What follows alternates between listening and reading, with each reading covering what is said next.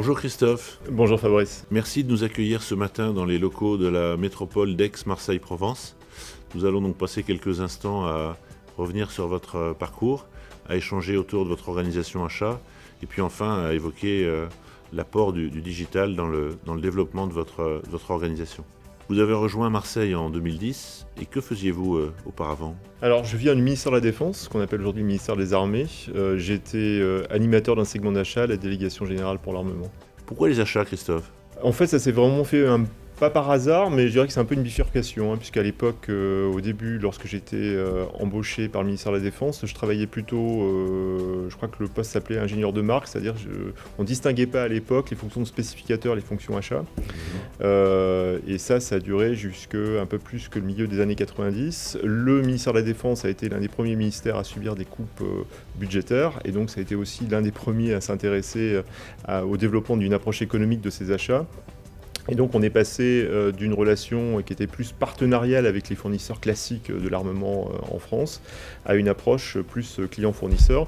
Et donc en 1998 a été créé un premier collège d'une vingtaine d'acheteurs dont j'ai fait partie parce que la fonction m'intéressait. Je dirais que ce n'était pas vraiment prémédité. Venons-en maintenant à la métropole. Quelques mots peut-être pour la situer, pour la dimensionner et peut-être pour en préciser les principaux enjeux. Donc la métropole Aix-Marseille-Provence a été créée le 1er janvier 2016 par fusion de 6 anciennes intercommunalités. Il y avait la communauté urbaine de Marseille, communauté d'agglo du pays d'Aix, du pays d'Aubagne, pays de Martigues, pays salonnais et l'ancien San-Ouest Provence autour d'Istres. C'est aujourd'hui 92 communes dont 2 sont en dehors du département des Bouches-du-Rhône, une dans le Var, une dans le Vaucluse. Une superficie de plus de 3000 km², ce qui en fait de ce point de vue la première métropole de France, la seconde de par sa population après Paris avec 1,8 million d'habitants, un budget achat d'environ 650 millions d'euros annuels.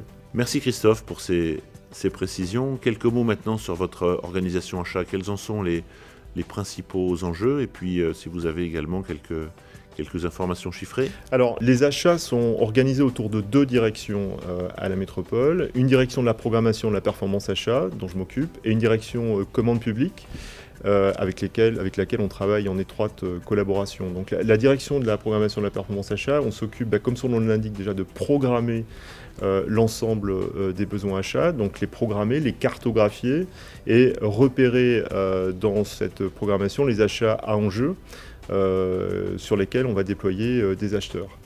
Un second service de la direction, c'est le service achat, donc qui est composé d'une dizaine d'acheteurs pour couvrir l'ensemble du spectre achat métropolitain, et des acheteurs qui interviennent justement sur les sujets qui ont été repérés au stade de la programmation, une programmation qu'on veut aussi anticiper que possible.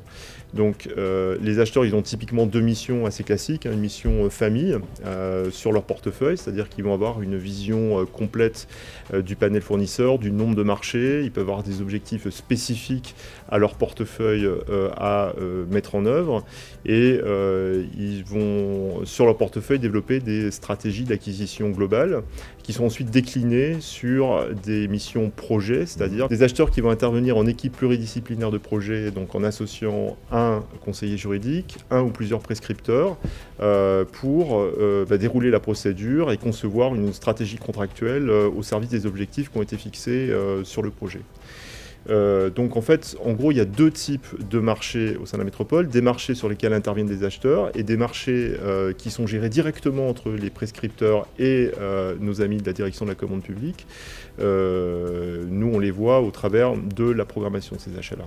Il y a une 3e mission au sein de la DPPA, Direction de Programmation Performance Achat, c'est la mission coopération avec les communes, qui est plus spécifiquement en charge de la mise en place de groupements de commandes et qui participe à la création de la centrale d'achat qu'on souhaite mettre en œuvre avec le département au service des communes et des satellites. Comme vous le savez, le digital est au cœur de la transformation des entreprises, des organisations. J'aimerais savoir... vous concernant, quelle est la vision que vous avez de cet apport du digital dans les transformations en cours et comment surtout vous l'appliquez au sein des achats de la métropole. Le numérique, ce n'est pas une fin en soi, c'est un outil un outil qui nous permet de consacrer moins de temps à aller chercher la donnée, à l'agréger et plus de temps à l'analyser et l'interpréter, ce qui est vraiment le cœur de notre métier. C'est aussi un moyen de transversaliser, si je puis dire, la donnée, c'est-à-dire la mettre à disposition d'autres directions et d'organiser le travail en mode projet, qui est le mode de travail par défaut des acheteurs. Quelle est la situation de la métropole au regard de cette dimension numérique, de ces outils, de ces applications, et surtout quels sont les besoins de l'organisation achat pour une fois encore atteindre les objectifs que vous vous êtes fixés? Alors, il y avait deux besoins. Il y a un besoin de gestion des plans d'action achat. Donc, c'est la raison pour laquelle on avait acquis au KVO. Et puis, le second besoin, c'est un besoin de programmation, puisqu'on était parti plutôt sur des outils type Excel et qu'on avait besoin d'un outil, je dirais, plus robuste, plus fiable et qui puisse nous donner vraiment une vision complète, panoramique des achats de la métropole. En effet, nous avions évoqué ensemble les évolutions de KVO. Vous m'aviez très vite parlé de vos attentes et de vos besoins forts autour de la thématique de la programmation. C'est également un sujet qui nous intéressait fortement parce que c'était également des besoins exprimés par d'autres clients, et nous avons donc décidé de nouer ce partenariat pour qu'à partir de vos besoins et de votre contribution forte sur les expressions de besoins, on puisse développer une solution qui vous corresponde tout en s'assurant qu'elle puisse correspondre à d'autres environnements. C'était en effet notre cahier des charges de ce contrat de partenariat.